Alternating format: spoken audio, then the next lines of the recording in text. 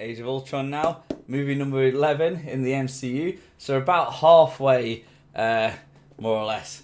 Okay, so this film obviously is the second Avengers movie, but obviously 11, like I just said, in the total timeline.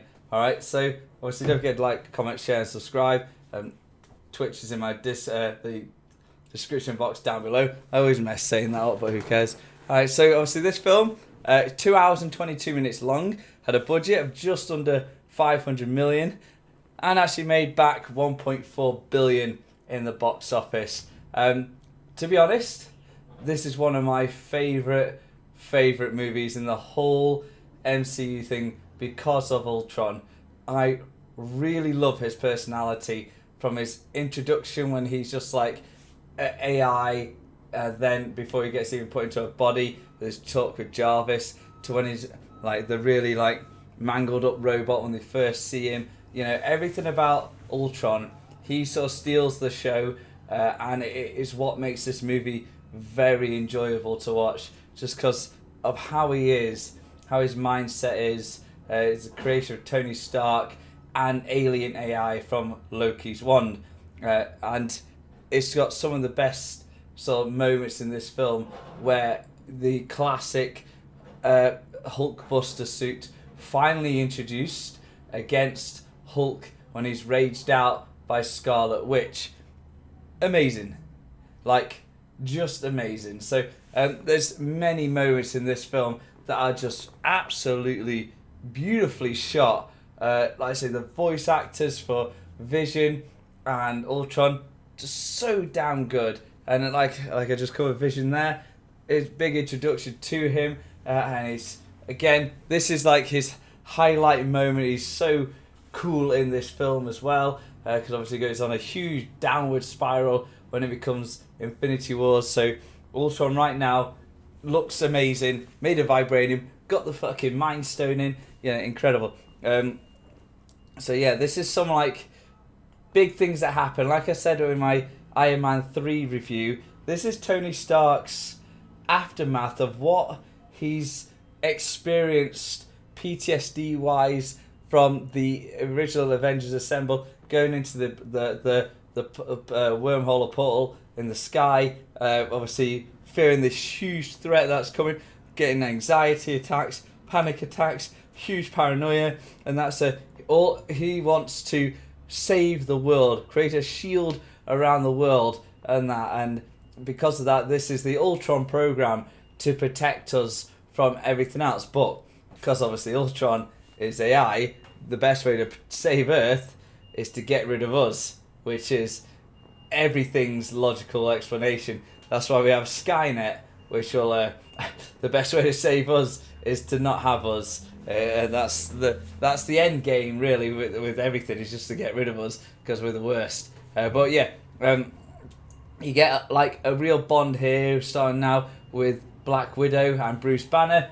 That come out of nowhere, because so before it sort of looked like she was getting a bit close with either Steve Rogers or Hawkeye, and now all of a sudden she's getting close with Bruce Banner, so she's just popping around to all of them. It just looks a bit odd for her, but I really like Black Widow in these films, so I think she's a good character. We're trying to get some more Infinity Stones going, so now that's 4 out of 6.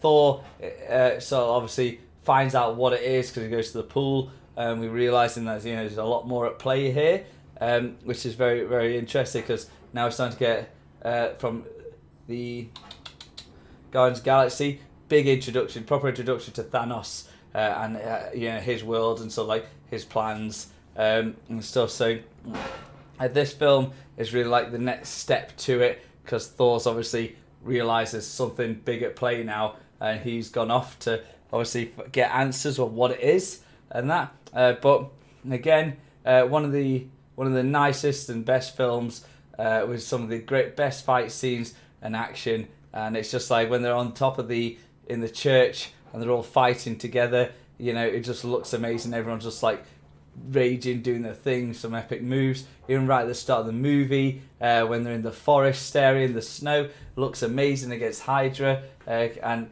you see like Hulk smashing through things, Thor smashing Captain America's shield just to create some epic shock wave that even tears a tank to shreds because it's that powerful and that. So yeah, and then obviously Tony Stark gets his vision from Scarlet Witch about everyone's dying because of him, and he's the last to survive. Everyone gets their own visions.